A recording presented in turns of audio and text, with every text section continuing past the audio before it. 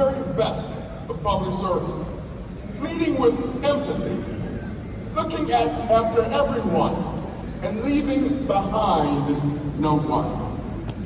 And Tim was more than a teacher. To his students, he was a trusted mentor who didn't just instruct, but he inspired. He coached football, helping lead Mankato West to a state championship.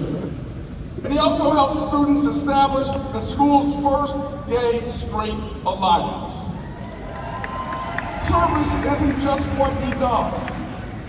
It really is who he is. What you see is what you get with Tim. Nothing fancy, no pretense. He's as comfortable in a camo hat and a t-shirt as he is in a suit and tie. He's as comfortable at the county fair as he is in a room full of politicians. He is someone who lives his values every single day. And as an elected official, he has turned those values into policy and progress. Whether it's banning private prisons to keep Minnesota communities safe, expanding paid family leave for Minnesota families, or guaranteeing free school meals to every Minnesota student. And he does it all with such humility, generosity, and good humor. He truly is a stand-up guy, absolute salt of the earth. And come next January, he will bring his decency and common sense to the White House, isn't he, AFSCME? He will do that. AFSCME, the main green machine, try to get a good shot. Get on your feet and make some noise for the governor of Minnesota and the next vice president of the United States, Tim Walz.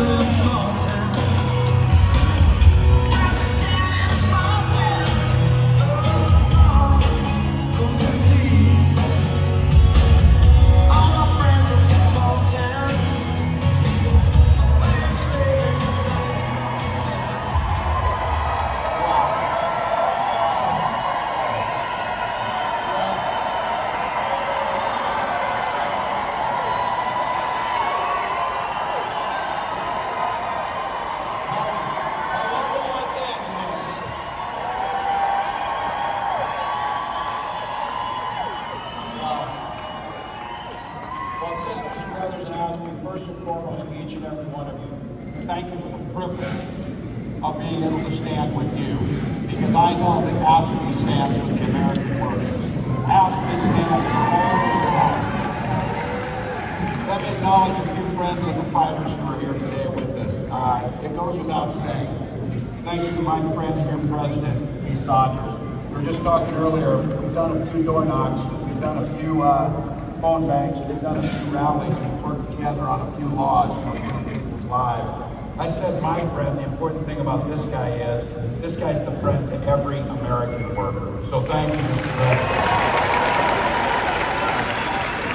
Madam Secretary Treasurer, thank you. Thank you for your leadership. The leadership team of AFSCME is there when we need them, always when they need them, making sure we not just win elections, but we understand, you don't just win elections to bank political capital to win another election.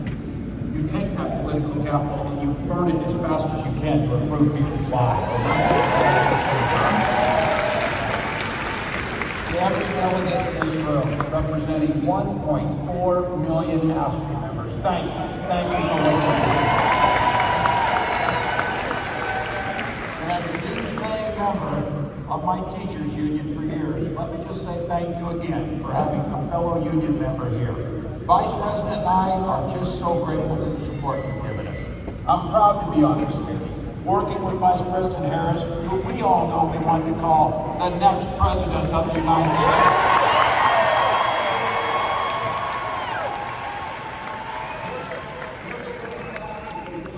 By the way, my week has been very interesting since last Tuesday, as you might guess.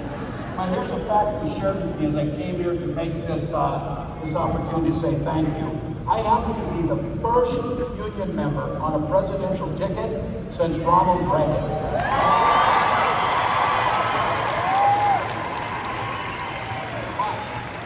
But rest assured, I won't lose my way. Probably should be a few more union members in elected office, President Saunders. I think I'm looking at some. So, you heard the story.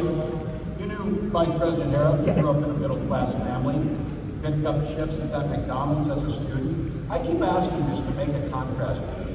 Can you simply picture Donald Trump working at a McDonald's trying to make a McFlurry or something? Oh, he knows. He couldn't run that damn McFlurry machine if it cost him anyway. So. But Vice President Harris took that work ethic, goes to work every single day to make sure families don't just get by, but they get ahead. She stood on the side of the American workers, and she stood up to the billionaires and fought corporate greed.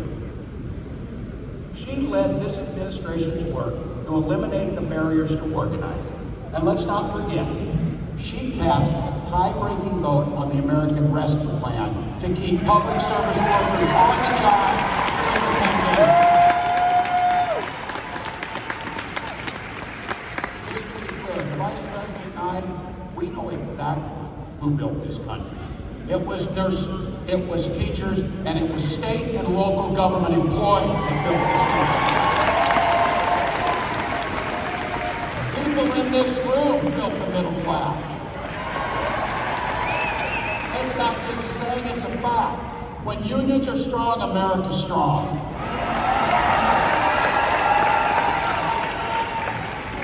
Vice President Harris and I have both had the privilege of joining workers on the picket line. And it's why, as governor, I signed one of the biggest packages of pro-worker policies in history into law. In Minnesota, we made it easier for workers to form unions. We strengthened workers' protections. And yes, we banned those damn captive audience meetings for good in Minnesota. Last time I said that at a union meeting, they sued me over it. It was the best thing to get sued over I ever said. We're going to continue to ban those meetings. But we did more than that for families and asking workers that are there every single day. We did things to improve people's lives in a real fundamental way. We guaranteed free breakfast and lunch to every single child in the state. That helped a whole lot of school employees, AFSCME members, keep their students engaged and keep them in the classroom learning. Today, Minnesota is one of the best states for workers in the country. I'm surrounded by some that aren't, so the Vice President's vision is to take those worker protections to every state in the union.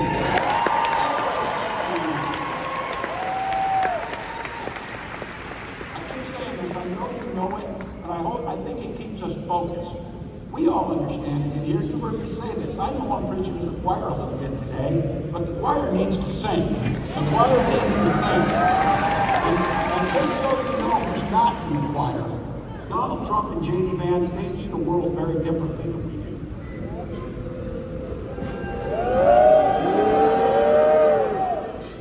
The only thing those two guys knows about working people is how to work to take advantage of them. That's what they know. Every single chance they've gotten, they've waged war on workers. And their ability to collectively bargain to take that away from them. All we're asking for is better wages, better benefits, better lives, and dignity in the work that we do. So just to be clear, That's a great bill in Congress.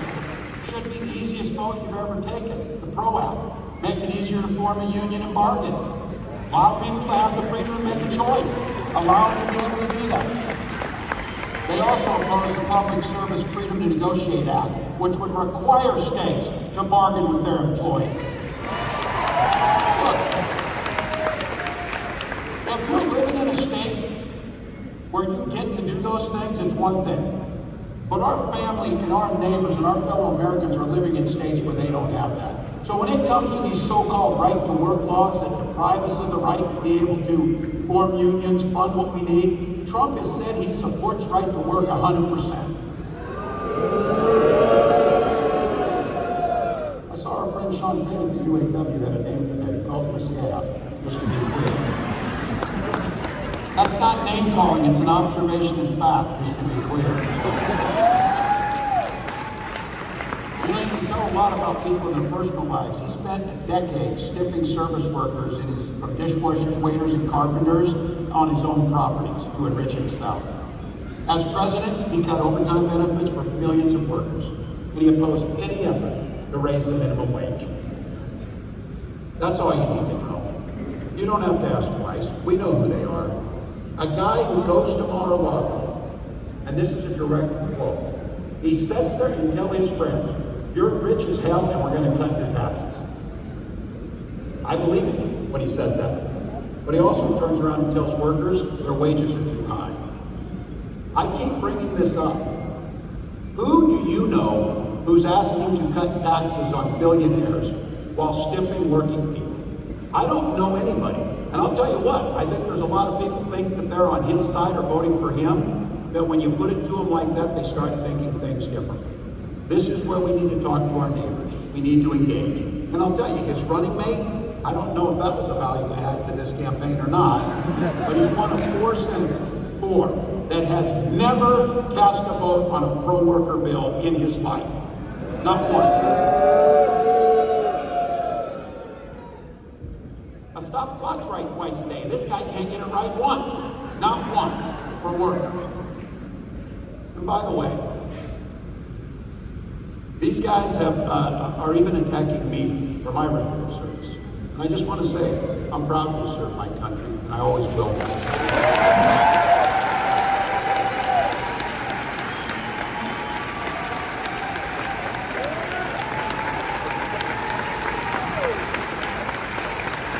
But my dad's encouraged me. A guy who served in the Army during the Korean War. I signed up for the Army National Guard 2 days after my 17th birthday. I served for the next 24 years for the same reason all my brothers and sisters in uniform do. We love this country.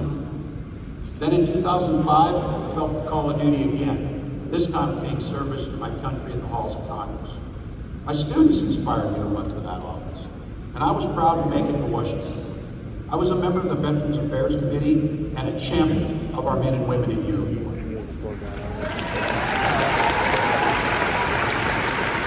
I'm going to say it again as clearly as I can. I am damn proud of my service to this country.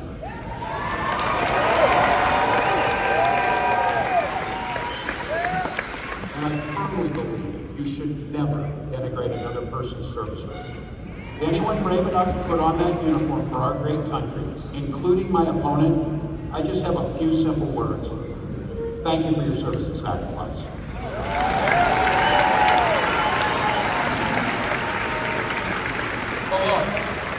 It's not what they've done that we should be concerned with here today, it's what they're going to do. One of the clear goals of that Project 2025 to-do list is to put the screws to working people, making it harder for us to collectively bargain, allowing employers to drastically cut overtime or even eliminate it. And make no mistake about this, Donald Trump and J.D. Vance want to eliminate AFSCME and all public sector unions altogether. Hell, they're even going after the 40-hour work week. Someone was joking and said, "What's next, child labor?" Oh yeah, that's in there too, by the way. Reducing the rules around our children, putting them into dangerous jobs again. The folks who came before us spilled blood and treasure and spent their lives working to give us dignity and safety in our workplace, so you can simply do a good day's work and go home to your family safely at night. Project 2025 will take all that away. It'll also reveal what you worked so hard for, the Affordable Care Act, and its protections against pre-existing conditions, and the gut Social Security and Medicare. I said this too. Look, I guess you can't blame them if they're billionaires. I don't know, but I'm guessing billionaires aren't waiting for their Social Security check to come in to get by. But I know people who are, like my mom, who depends on her entire retirement on Social Security benefits. that she earned, by the way, and that we should have every expectation that we're not cutting taxes for the wealthiest while we hurt the most vulnerable amongst us. So be clear. Trump's playing dumb. Oh, I don't know about 2025. Some of you heard this saying, and I'm not ever close to the yearbook on this. I'm a football coach at heart. And I'll tell you one thing I know for sure is, if you're going to take the time to draw up a playbook, you're damn sure going to use it. So don't think that they're not going to use that playbook they drew up, because they're going to. But I want to be clear. It's your neighbors, it's our friends that have been in this. I'm not talking about them. I'm talking about Trump fans and this group that's around them. Because some of you in here with no or gray hair like me can remember when Republicans actually stood for it and talked about freedom. We know they're there. We know those are our relatives. But it turns out that this guy means that freedom should be for the freedom of government to go into your exam room and tell you about your choices. You heard me say it. This is not hard. In Minnesota, we respect our neighbors and we respect their personal choices. It's not difficult. I might not agree with my neighbor's choices or make the same one. But this country's great because we have a golden rule that makes things work. We mind our own damn business on those things. We mind our own damn business. Why would you think I need your advice to tell me what books I can and cannot read, or when to have a family, or how to have a family, or what religion to worship, or how to organize?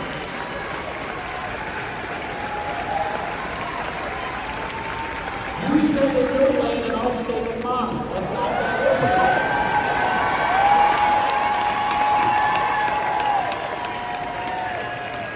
I'll be clear.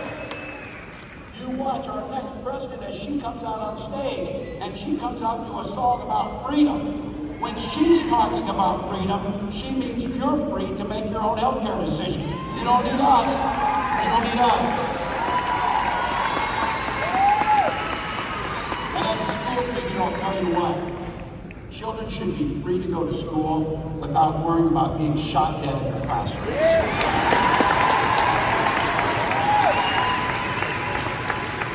Education should be a ticket to the middle class, not crippling student loan debt.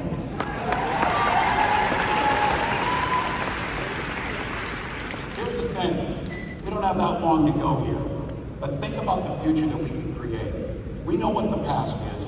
We know what these guys are going to do because they wrote it for us. Convenient to them to write it, Project 2025, so we know that. That's not the future we want. We want the future, and here's exactly what Vice President Harris will do when she gets to the White House. As Vice President Harris said, she will sign the PRO Act and the Public Service Freedom Negotiation Act right into law.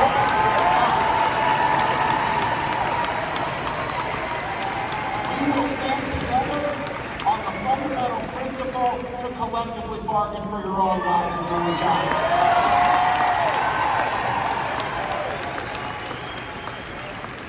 And we believe in fairness. That's what we believe in. That's why corporations can start paying their fair share. And that's how it works.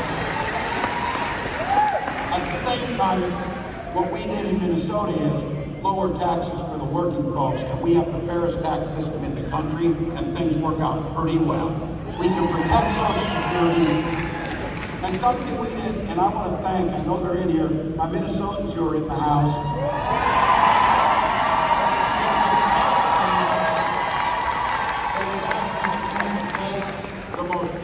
Paid family medical leave in the country, in Minnesota.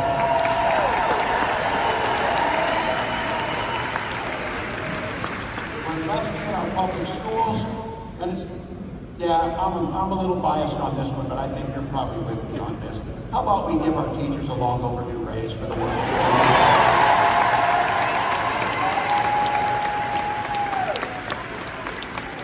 do? All right, I know you heard these speeches, big order, optimistic or whatever. I gotta tell you, I will cop to being an eternal optimist. That's me. But I come by it honestly. I supervised the damn high school lunchroom for 20 years. You do not survive that job without being an optimist. And I also think you heard me say this, hope is the most powerful word in the English language. It was so powerful from when my wife and I first had our first child. We named our daughter Hope. But my wife often reminds me, hope is a great word, a beautiful name, but it's not a damn plan. We can't hope that we defeat Donald Trump. We can't hope that we can do electric power. We can't hope that we have social security. We can't hope that we address climate change. You don't hope to win. You plan, prepare, and work to win.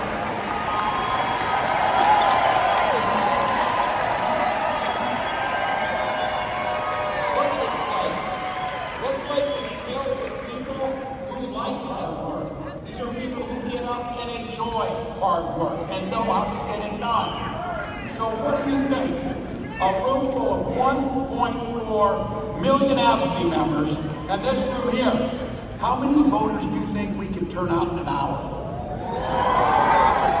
How many friends can we bring to the polls? We've got over 4,000 people in this room.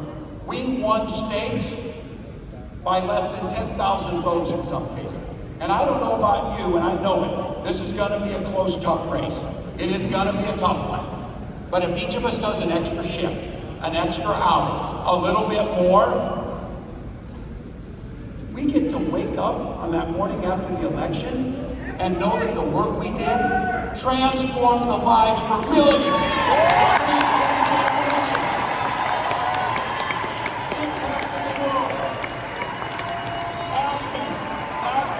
That's how it happens. That's how it happens. That's a plan. That's how the hope turns into the reality, turns into improved lives. It's just like that. We organize, we donate, we volunteer. Look, I've been around you people. I know the jobs you do. I know what this president does because I thought you had to register to vote in Minnesota. You were out there so much for me if you were living there. You turn elections. You turn lives. You negotiate contracts. You press legislatures to do the right thing. We know how to do this. We've got 84 days to take control of our own destiny. 84 damn days. And I've said this here to say this. That's easy. We'll sleep when we're dead. We'll do the work now.